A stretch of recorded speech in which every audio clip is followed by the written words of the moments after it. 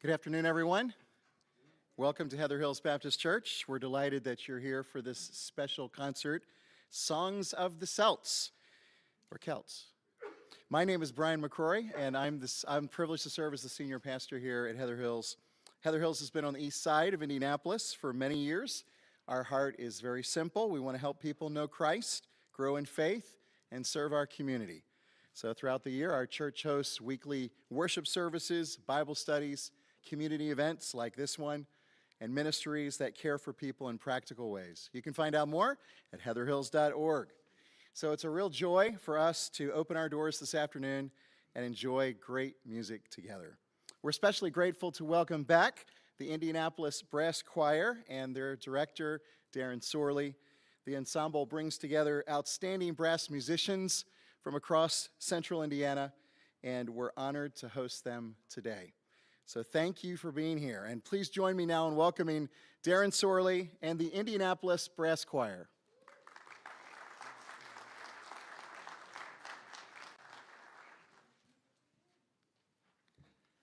Thank you very much. Welcome to today's concert, and thank you for coming out on this beautiful Sunday morning. As he mentioned, we do have a bit of a Celtic celebration for you today, music from that region. We're going to start with a four-movement piece called The Four Scottish Dances. This is a piece by Malcolm Arnold. Malcolm Arnold began as a trumpet player, actually was a former principal trumpet of the London Philharmonic Orchestra, and then he got into composition, and one of his more famous pieces would be the score for the movie The Bridge on the River Kwai. It's from 1957, which he won an Academy Award for. This piece was originally written for the wind ensemble. He did a lot of arrangements for the wind ensemble and brass ensemble, like you see behind me here. It is in the four movements, and they are pesante, vivace, allegro, and then finishing with con brio. So here are the four Scottish dances.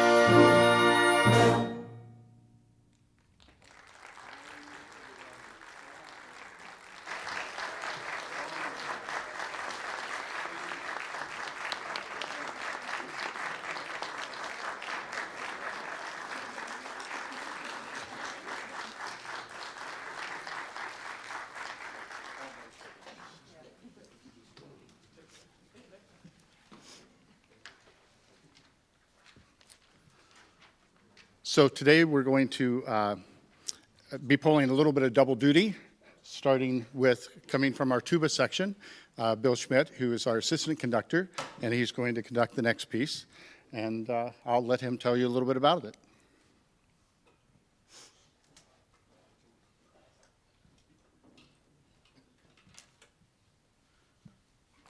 Good afternoon, everybody. How you doing? Good, exciting first piece. We'll slow it down now. 16th Century Dances was a collection of 4 different tunes written by different composers throughout the 16th century. This arrangement by Alan Fernie, he's a pretty famous brass band arranger, and this is a brass band piece that we're playing today. And it's in 4 movements. We have Honeysuckle, Galliard, Fortune My Foe, and the last one is Rhonda. That's right, Rhonda. Thank you. And so these are 4 different composers. The third one, the Fortune My Foe, is written by this very famous composer named Anonymous. So here is 4 16th Century Dances.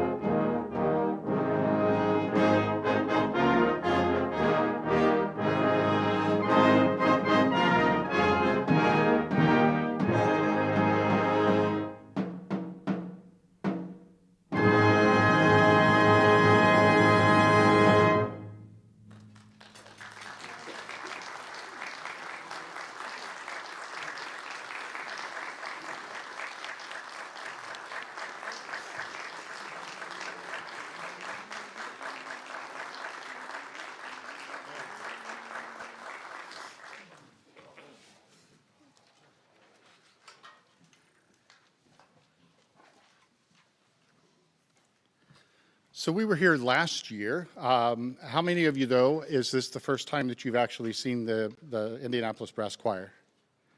Great, well, welcome. Welcome to you, and of course, for those that are returning as well. So you might know a little bit of our spiel here, but I'll go through it in a brief sort of way. We've been around since 1986, quite a few years. We actually have a few members that are original to that year as well. I won't point them out, but anyway.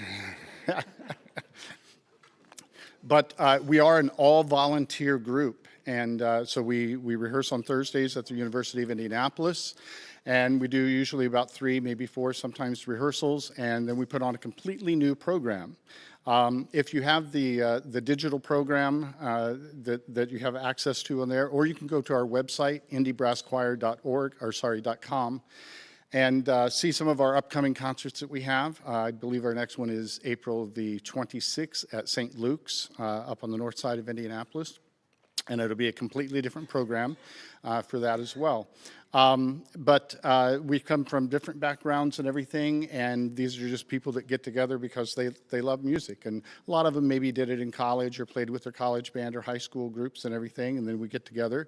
But what makes this a little bit different than a lot of other community groups that are out there is that we have a mission of raising money for whatever the venue is that we are at for their particular purpose. Today we are here for the Mom House, and I'll invite Brian to come back up and say a few words about that. If you do decide to donate today and you're writing a check, if you could make that check out to Indianapolis Brass Choir or just IBC, we collect all of the funds and we turn it all into one big check and give it back to the organization afterwards. Thank you.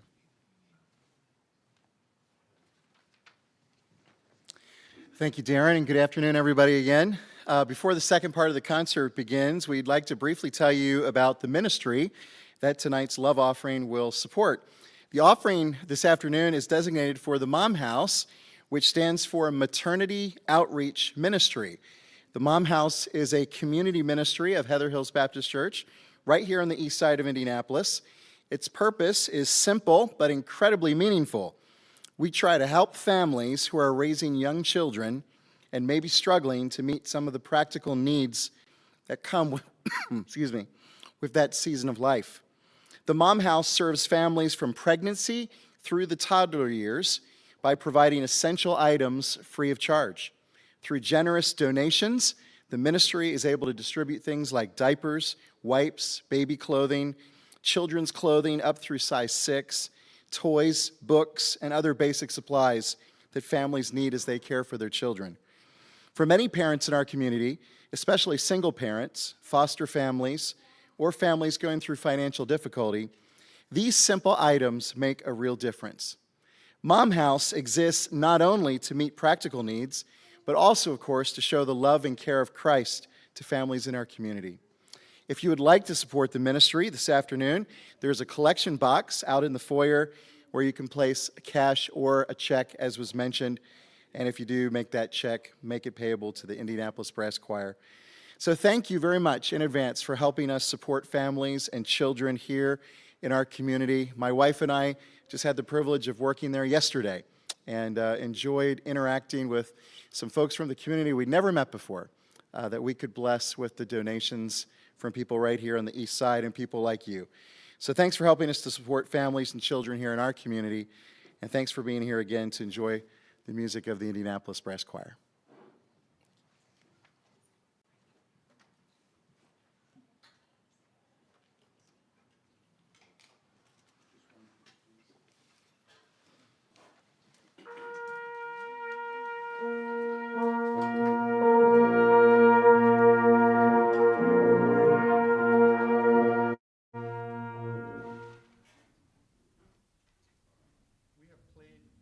Are we on?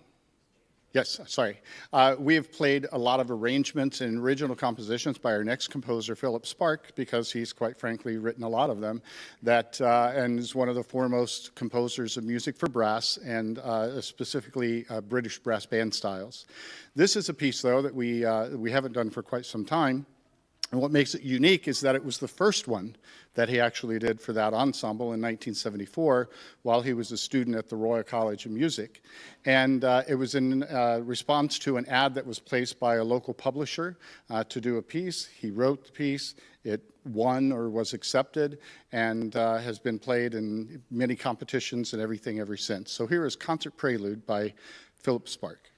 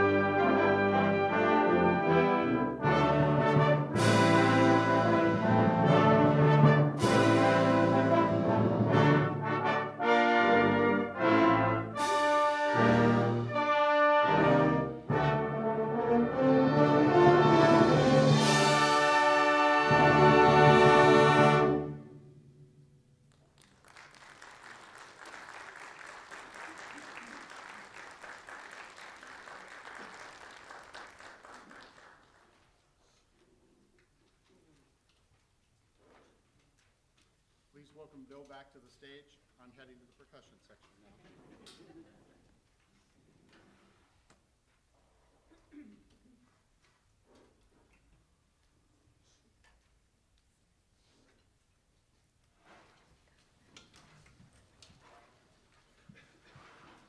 Like me, I'm making Darren do double duty as well, so he's got to go back and play percussion today. Tempo blocks, right? Mostly? Here you go. The next piece is called Lord Tullamore, written by Carl Whitrock. He was born in 1966 in Gore, England. And he's a music educator, composer, originally a violinist and clarinetist, and he's done many works for brass band and fanfare band. The fanfare band is unusual. I finally saw one.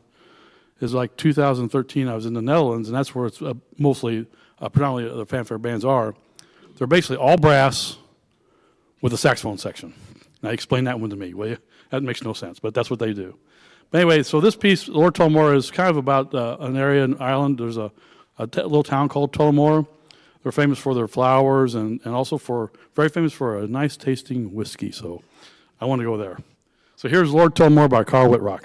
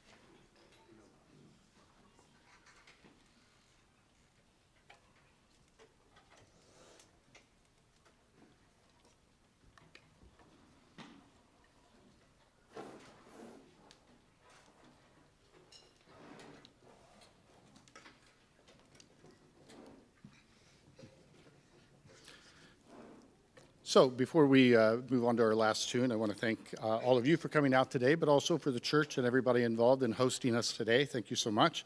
Hope we can come out again in the next year or so. The last piece that we're going to play is titled Gale Force. It's by Peter Graham. If you kind of remember back to the 90s and all, when we started having a kind of a Celtic celebration that started popping up, like River Dance, the Lord of the Dance, the Celtic Women, all of that type of stuff. Well, that's what inspired the writing of this piece. And so Peter Graham took folk tunes, as a lot of the music is, and so there are three of them in this piece. The first that you're going to hear is The Rocky Road, followed by The Minstrel Boy, which features a flugelhorn solo played by Alan Schmidt. And then it ends with a trumpet and percussion feature, and then everybody kind of gets involved as well, tossing the feathers. So here is Gale Force.